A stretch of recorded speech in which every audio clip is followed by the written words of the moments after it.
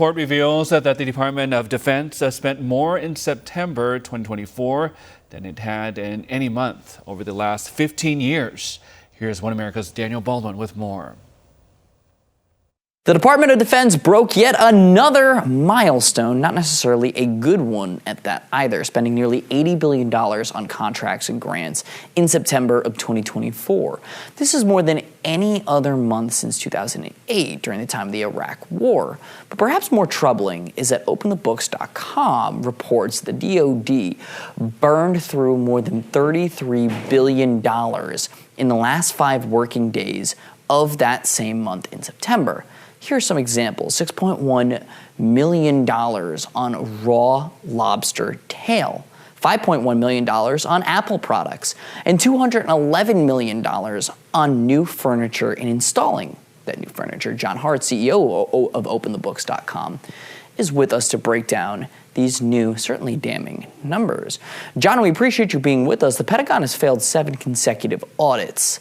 How do you justify this, what appears to be excessive, frivolous spending at that, considering its auditing issues? Yeah, that's right. Thanks for having me on. Look, I think what happens within the Pentagon and a lot of federal agencies is there's this use it or lose it rule where they feel like they have to spend everything in their account at the end of the year. Otherwise, they're worried that Congress will cut their budget the next year. So in the real world, a normal person would just spend less and ask for less the next year, or they would redirect that money into something that was more useful. And just to put this in perspective, that $79 billion the Pentagon blew in September, the last month of the year, that's bigger than the annual defense budget of some of our closest allies, like the UK, which is $75 billion, Germany is $67 billion. Israel is about $27 billion. So when you think of it, think of what Israel has accomplished from a military perspective over the past year.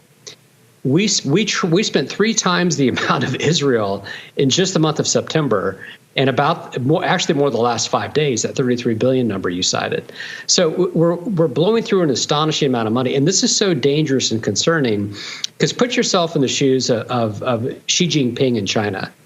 If he's thinking, gosh, I'm going to invade Taiwan, but now that the Pentagon has spent $200 million on new furniture and $6 million on lobster tail and $16 on ribeyes, maybe I won't invade Taiwan. I mean, give me a break. What is the deterrent value of new furniture? Are we going to put barriers on the beaches of Taiwan to prevent China from landing?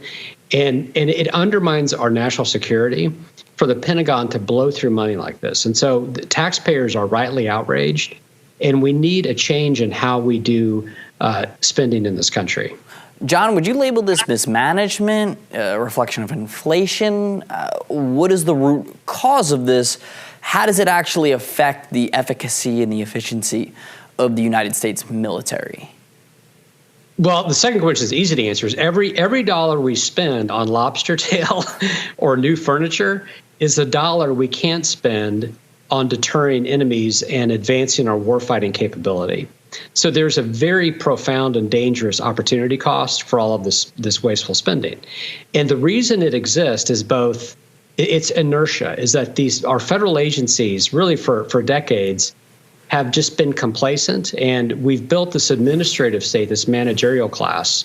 John, we heard a couple of United States senators and even Secretary of Defense nominee Pete Hegseth talk about this in Tuesday's Senate confirmation hearing, talking about cutting wasteful spending from the Department of Defense, the Pentagon. You guys analyze this, you research this, you look at this, you crunch the numbers better than anyone on this. What would be a good starting point from your estimation? If Mr. Hegseth can get confirmed, where would you recommend that he start? Well, what I would do is I would advise him, number one, is to get rid of the use it or lose it rule, because it's stupid, because we're blowing through. Again, $79 billion is a huge expenditure. Again, it's more than what most of our allies spend on defense the entire year. And that sends a signal of weakness and complacency that invites aggression. So it's a very dangerous practice. So number one, get rid of that use it or lose it rule.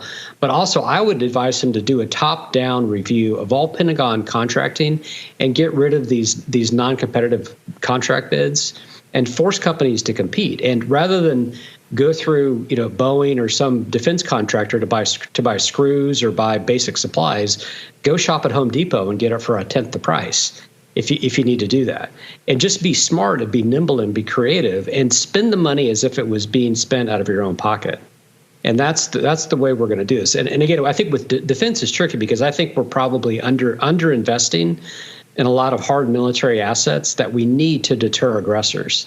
But again, every dollar we waste on ribeyes and lobster tail, as delicious as they may be, deliciousness is not a deterrent in foreign policy. And that's the lesson that the next defense secretary can certainly take and impose on the rest of the bureaucracy.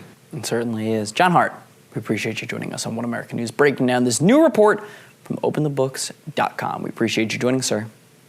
You bet. Thanks for having me. For all our viewers asking where One America News is heading in the future, we would like to introduce you to OAN Live. OAN Live is the best way to stay up to date on all of the hard-hitting, straight-shooting, national and international headlines. And the best part is, OAN Live is only $4.99 per month. All the credible, honest, unbiased reporting One America News offers at a fraction of the cost of cable.